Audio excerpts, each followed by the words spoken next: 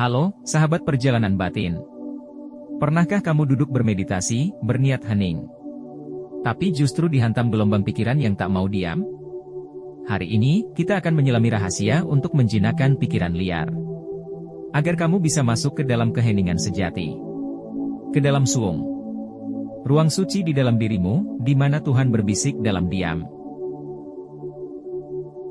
Suung bukan sekadar kata dalam bahasa Jawa yang berarti kosong. Dalam konteks spiritual, suung adalah ruang hening yang melampaui kata-kata dan logika. Ia adalah kekosongan yang penuh, bukan ketiadaan.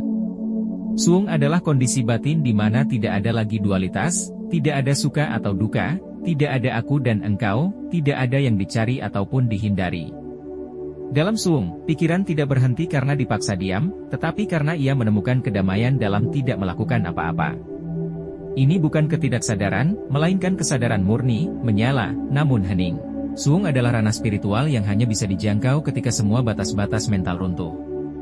Ketika identitas palsu luluh lantak, maka muncullah cahaya yang sejati dalam diri, kesadaran yang tak berbentuk, tak bernama, tak terikat. Inilah kenapa dalam banyak tradisi spiritual, mereka yang mendekati pencerahan justru mengalami kehampaan yang dalam. Suung bukanlah tempat, tapi keadaan hadir sepenuhnya tanpa embel-embel ego. Dalam keheningan ini, seseorang bisa merasakan kedekatan dengan Tuhan, bukan melalui nama atau simbol, tapi melalui diam yang penuh makna. 2. Masalah umum meditasi, pikiran liar. Saat seseorang mulai bermeditasi, ia dihadapkan dengan satu fenomena mendasar, pikiran yang tidak bisa diam. Ini adalah hal yang sangat manusiawi. Pikiran memang dirancang untuk selalu aktif, selalu bergerak dari satu objek ke objek lain, dari masa lalu ke masa depan, sangat jarang diam di saat ini. Dalam dunia meditasi, kita mencoba membalik kebiasaan pikiran ini, dari reaktif menjadi diam, dari liar menjadi tenang.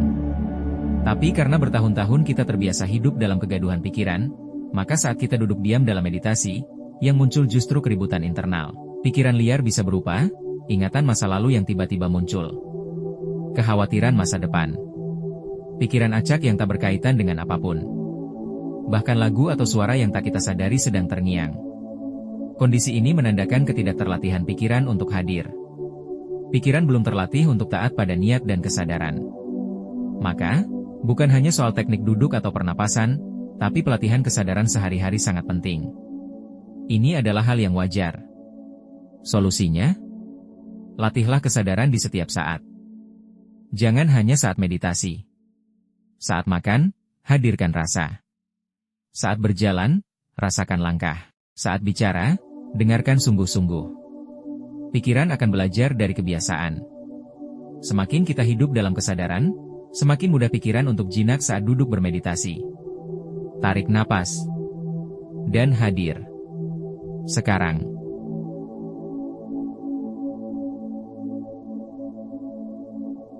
3. Analisa yang justru menjebak.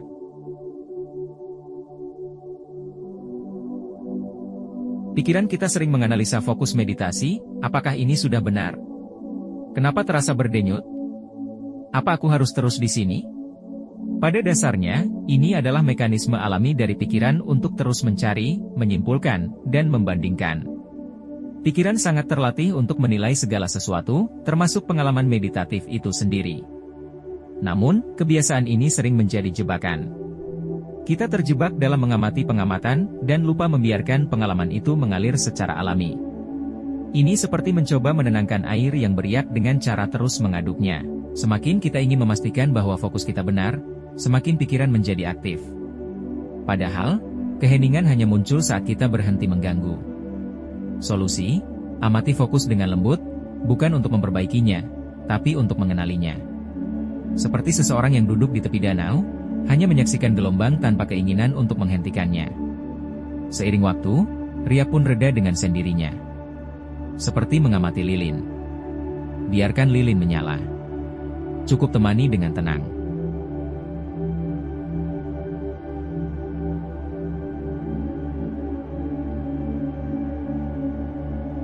4. Sensasi versus suung.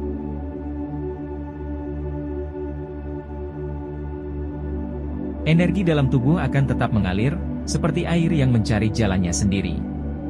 Ia tak memerlukan perintah, apalagi dorongan dari ego. Tapi kita, dengan pikiran yang masih terbiasa mengontrol, sering ingin merasakan sesuatu sebagai tanda bahwa meditasi berhasil.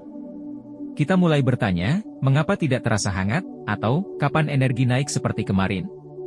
Inilah jebakan berikutnya, ketika kita mulai mengejar sensasi, kita sesungguhnya sudah menjauh dari suung. Suung adalah keheningan murni yang tidak memerlukan validasi rasa.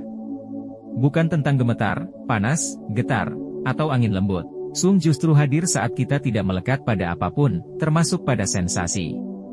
Sensasi dalam meditasi adalah seperti awan, ia boleh lewat, tapi kita tidak perlu berjalan mengikutinya. Biarkan ia lewat, tetaplah duduk dalam diam.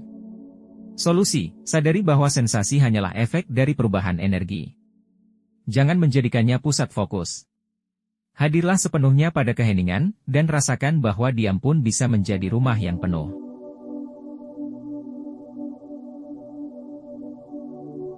5. Ketakutan tak berdasar. Ketakutan adalah benteng pertama yang dibangun oleh ego ketika cahaya kesadaran mulai menyinari batin. Banyak yang merasa takut untuk bermeditasi karena percaya akan tersesat di alam gaib, kesurupan, atau dikuasai oleh kekuatan tak kasat mata. Padahal, sumber dari semua ketakutan itu bukanlah kenyataan, melainkan cerminan dari pola pikir dan sistem kepercayaan yang belum sepenuhnya terbuka. Meditasi bukan tentang membuka gerbang dunia roh. Ia adalah proses pulang, kembali ke pusat kesadaran sejati. Di sana tidak ada roh asing, hanya ada dirimu yang paling dalam, yang selama ini tertutup oleh keramaian pikiran. Rasa takut muncul karena kita belum mengenal siapa diri sejati kita. Kita hidup dalam asumsi bahwa jiwa ini lemah dan mudah disusupi. Padahal, jiwa yang sadar dan terjaga adalah medan cahaya yang paling murni dan kuat. Solusi, luruskan niat sebelum bermeditasi. Tanamkan bahwa ini adalah jalan pulang, bukan penjelajahan liar.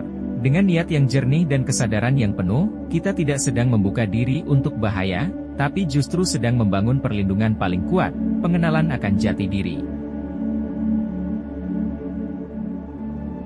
6. Waspadai dunia ilusi batin.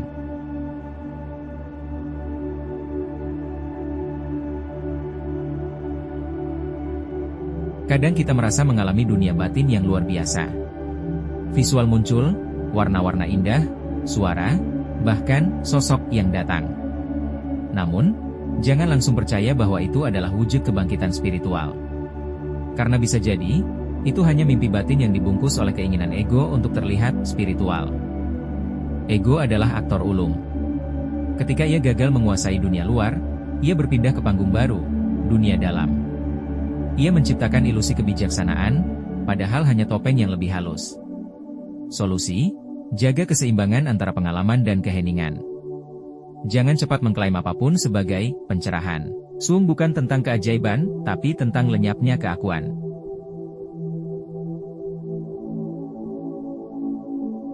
7. Latihan keseharian. Latihan tak harus hanya di atas matras. Sadari pikiranmu saat bekerja, saat bicara, saat berjalan. Itulah latihan sesungguhnya. Saat kamu sedang mencuci piring, perhatikan sentuhan air dan gerakan tanganmu. Saat menunggu di lampu merah, sadari napasmu. Saat menghadapi konflik, dengarkan dulu sebelum bereaksi. Inilah meditasi dalam kehidupan, membangun kesadaran dalam segala aktivitas. Di tengah kebisingan kota, dalam rutinitas yang melelahkan, justru di sanalah benih suung tumbuh. Dengan menyadari momen-momen kecil, kita sedang menciptakan jembatan antara dunia luar yang sibuk dan dunia dalam yang hening. Meditasi bukan tentang diam dalam posisi duduk, tapi tentang diam dalam hiruk-pikuk dunia.